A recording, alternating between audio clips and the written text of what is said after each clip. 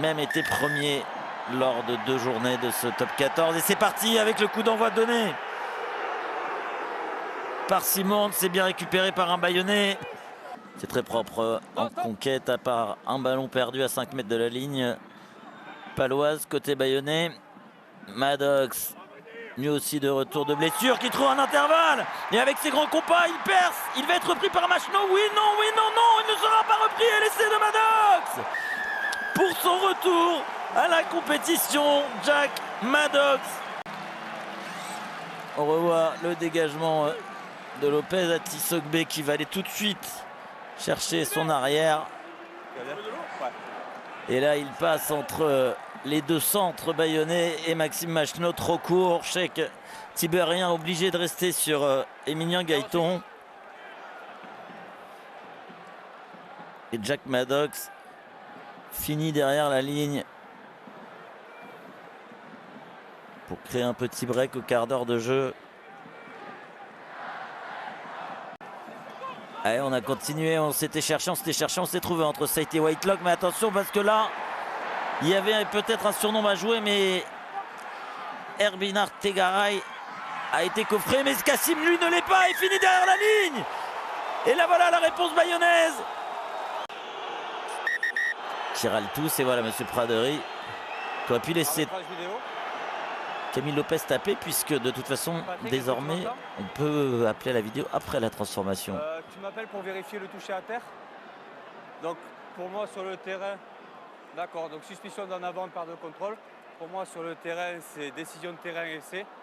On regarde clairement s'il y a une perte de contrôle du ballon et s'il y a un avant. Bon, il semble qu'il ne perd pas le contrôle. Oui, je suis devant l'écran. Toucher le ballon qui engendrait la perte de possession de balle. Très clairement, ce n'est pas le vert qui touche le ballon, il touche le bras du joueur. Donc c'est le blanc qui perd la possession du ballon. Il y a un avant, mêlé pour les verts. Pas d'essai. On explique ce que vient d'expliquer Monsieur Pradery, c'est-à-dire que... Fini vert, lâchez vert. Où ça pousse fort côté bayonnais. Lopez qui allonge, peut-être à l'intérieur. Oh, il était à quelques centimètres, Herbin Artegaray. Et peut-être que là, oui, l'essai de Rémi Bourdeau. Si, je suis juste à côté là. Oui, je suis là. Si, moi je le vois sur la ligne et après il est renvoyé. À Luc Carey. Je suis juste à côté. Luc Carey qui estime qu'il était en dessous de Rémi Bourdeau.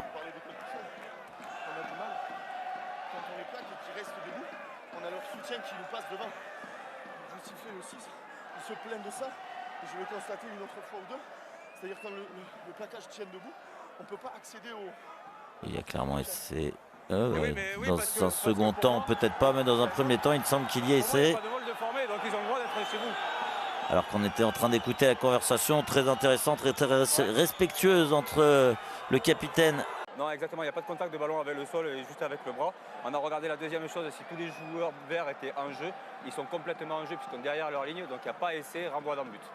Le 7 là, il fait pas match. Non. Pas d'essai, renvoi dans le but. Jusqu'à ce que Camille Lopez peut-être feinte la passe. Et c'est encore Oradou qui était là pour le plaquer. Ituria qui détend son bras, sa carcasse, sa grande carcasse. Avantage en cours. Il n'a pas marqué. Peut-être dans un deuxième temps. Avec un coéquipier, Machno appelé par Lopez. Lopez qui passe au pied pour Bagénon. Il le laisse à son centre. Herbin Artegaray qui va marquer en coin. Le premier essai bayonnais. Avantage de tenter quand même de jouer cet avantage. Et sous cet angle, même si ça allait un peu vite, ça semble être le bon choix. De toute façon, c'est ce qu'on va regarder, s'il y a quelque chose. De toute façon, le plaquage de Simon, c'était pas très légal, parce qu'il met pas les bras. Hein. Oui, il semble qu'il aplatisse avant de passer en touche.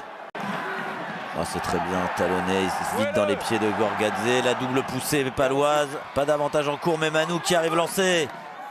Dobagna avec Gorgadze qui a enlevé son casque. Oh, les libérations sont rapides. Simons qui allonge sa passe et ça va être laissé pour Samuel Esséala, seul, isolé sur son aile, l'ancien Clermontois. Les Bayonnais, la sirène qui retentit, ce sera la mi-temps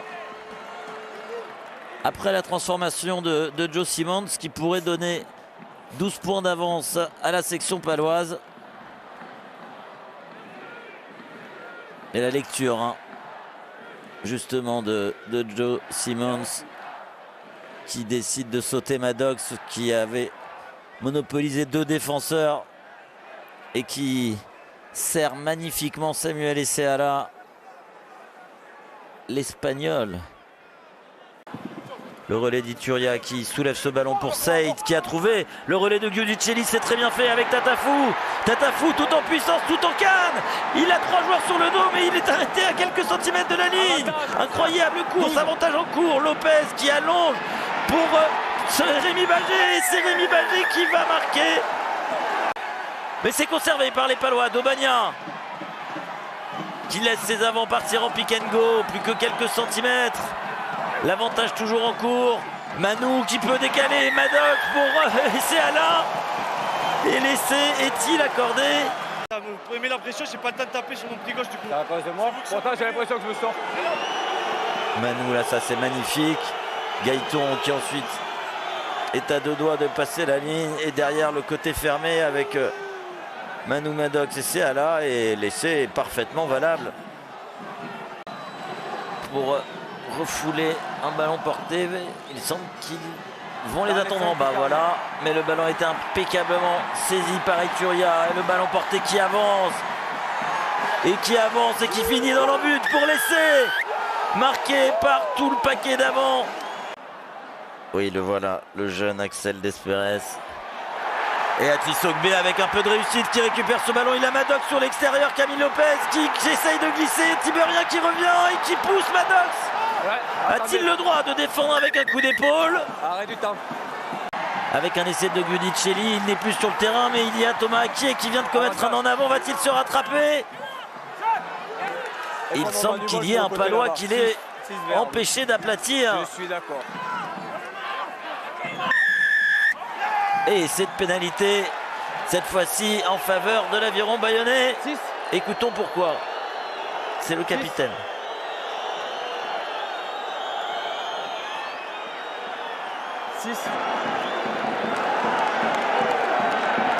Et la double peine également. Avantage. Desperes qui a trouvé Atisogbe qui échappe au premier plaquage, qui retrouve à l'intérieur Zeger, la Chistera et Atisogbe qui va aller marquer le 5e. Et c'est Palois. La dernière passe était peut-être à la limite de l'en avant. Mais c'est dans ce match. Alors là on va revoir la relance de Maddox. À nouveau Desperes pour Atisogbe. C'est cette passe qui est limite pour Sacha Zeger. La première passe entre Atisogbe et Zeger, mais il ne me semble pas que l'arbitre ait demandé un arbitrage vidéo. Celle-ci. En revanche, la Chistera est magnifique pour